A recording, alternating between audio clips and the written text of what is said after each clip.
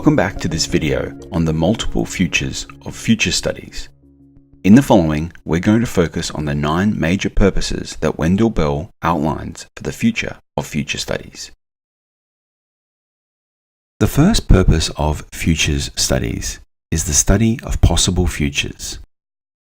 This often means defying orthodox and traditional thinking, and even thinking unusual thoughts and taking on unpopular perspectives. This is very easy to say and extremely difficult to do. It requires thinking about problems as opportunities and presenting obstacles and limitations as challenges that can be overcome.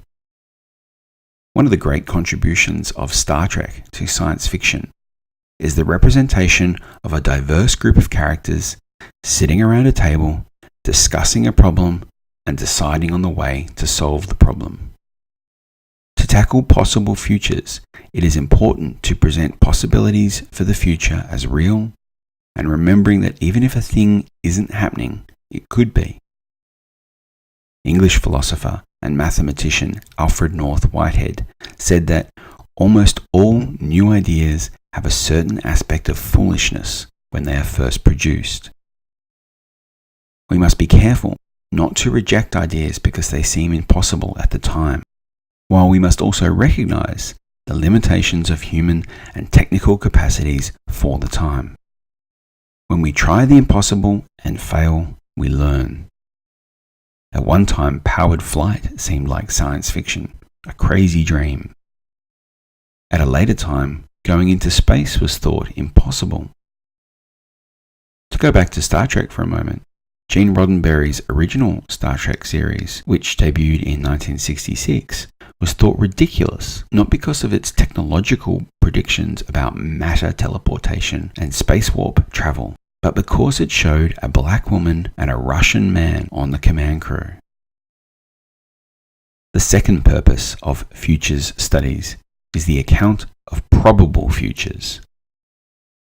Futurists ask, what would the future be like if we continue to behave as we do right now? This requires having excellent data about the present and the past in order to model and forecast what the future will be like. This is a very important part of being a futurist.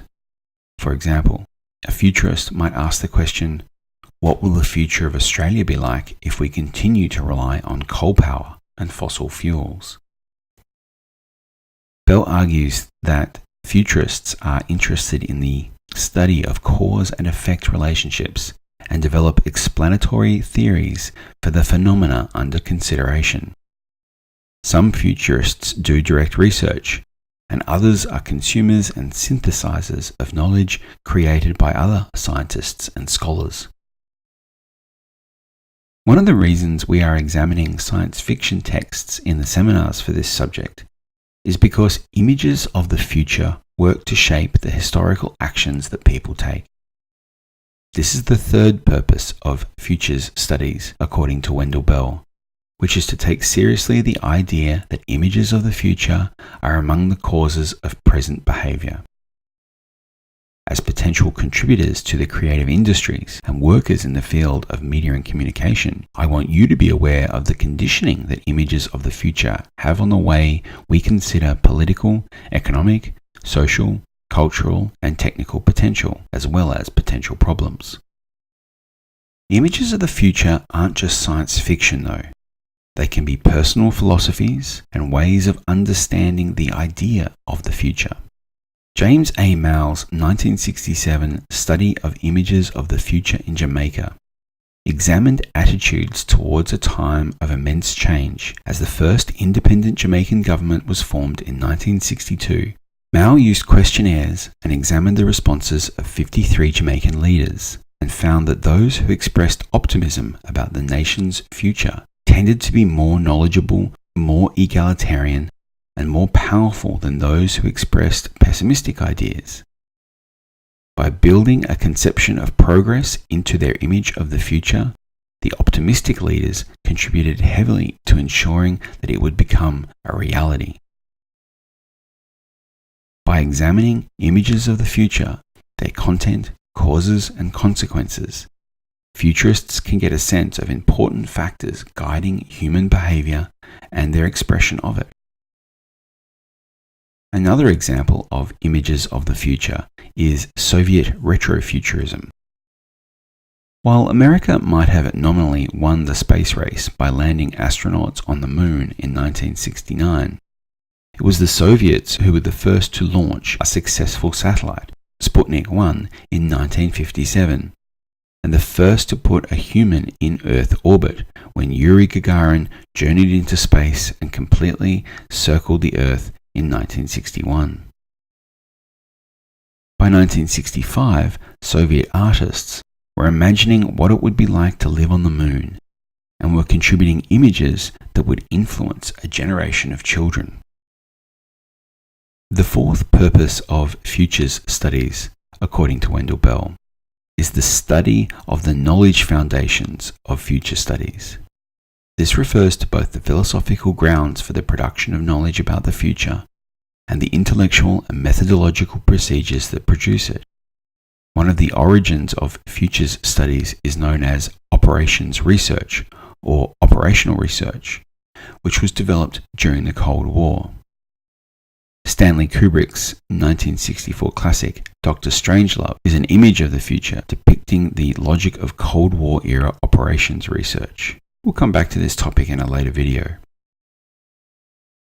The fifth purpose of futures studies is the study of evaluation and application of human goals and concerns that are guided by the principles of the good society, an examination of the standards for judgment and evaluation of human activity and nature in the world.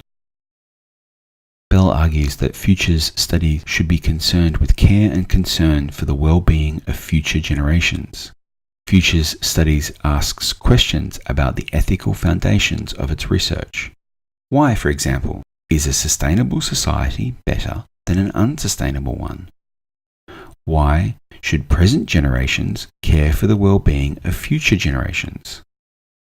Why should people want to cooperate with others, work towards a just society, desire peace and harmony, tell the truth, work hard, be loyal to others, respect authority, be generous, and so on?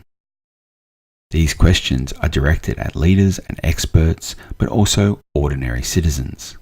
This leads directly into the sixth purpose of future studies, the interpretation of the past and orientation towards the present. Bell returns to Mao's study of the images of the future in Jamaica in the 1960s, arguing that before Jamaica began to form self-government, most of its history was written by Europeans and focused on events like naval battles in the Caribbean, ignoring the social and cultural histories of people of African and East Indian descent. It wasn't until these people began writing about the forced migration, the cruelties and injustices of plantation slavery and indentured labor in the Caribbean that a new view of the past emerged. A new vision for Jamaica's future emerged alongside a new view of the past that included the story of the long struggle for equality and social justice and independent statehood through which it was believed that local freedom and equity would be achieved. History is often the story we tell ourselves about the who that we want to be. This is why the past is important to futures studies, as the past can help to shape our beliefs and aspirations about the future. Take, for example, the apology to the stolen generations, which Prime Minister Kevin Rudd presented to Indigenous Australians in 2008. Although the apology didn't address compensation, it acknowledged the wrongs of the past and sought permission from those affected to begin to move forward based on that acknowledgement. The seventh purpose of futures studies, according to Bell, is the integration of knowledge and values for designing social action. This goes to Massini's argument, which we talked about in part 1 of this video, and Sada agrees, suggesting that we must treat the future as a learning process, one that involves open-mindedness, diversity, flexibility, creativity, and accepting that there will be few ultimate solutions, continually seeking information, giving up control to maintain influence, welcoming ideas invited elsewhere, accepting a participatory approach and regarding strategies as learning devices. Just as history teaches us about diversities, about our different past, futures studies should emphasize our different futures.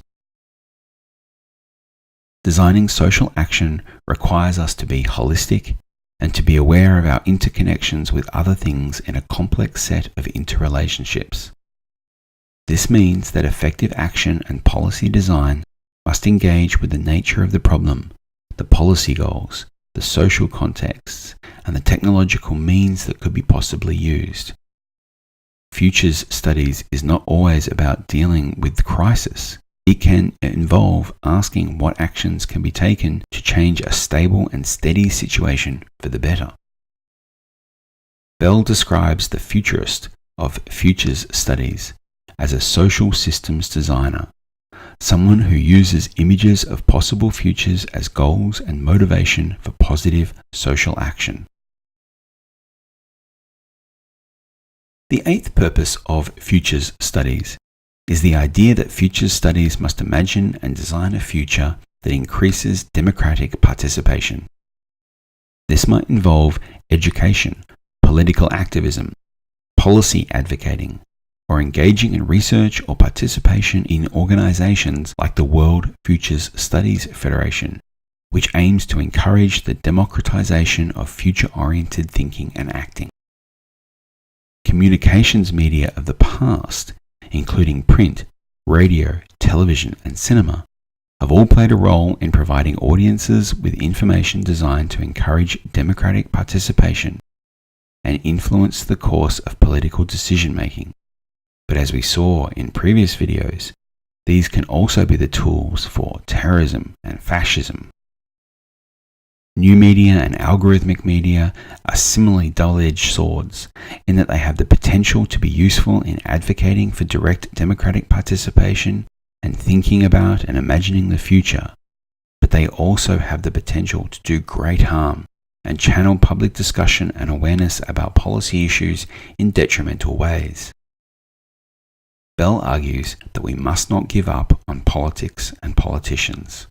He says, "There is considerable evidence that such democracy, despite its sometimes frustrating slowness and occasionally paralyzing public disagreements and debates, contributes towards the betterment of humanity more than authoritarianism."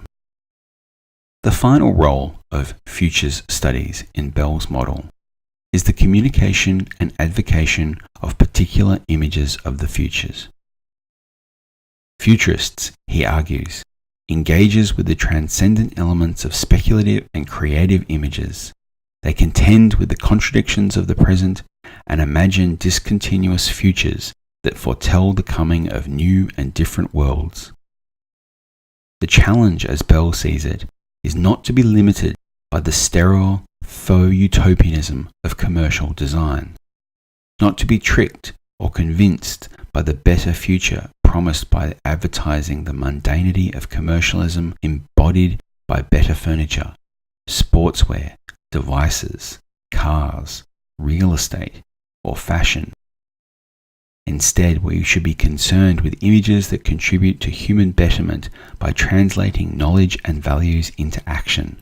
Proposing action, though, brings responsibilities. Action means that there may be consequences for people's lives, making them better or worse than they are. Futurists, thus, must examine goals and values carefully.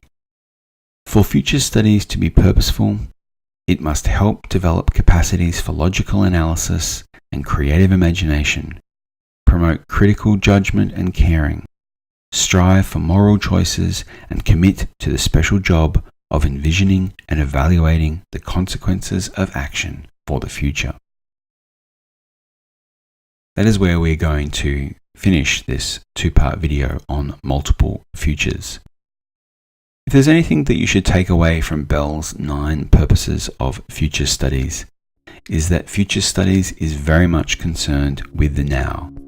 Because if you focus purely on prediction, you are unlikely to have the right information to come up with a viable plan of action for the future.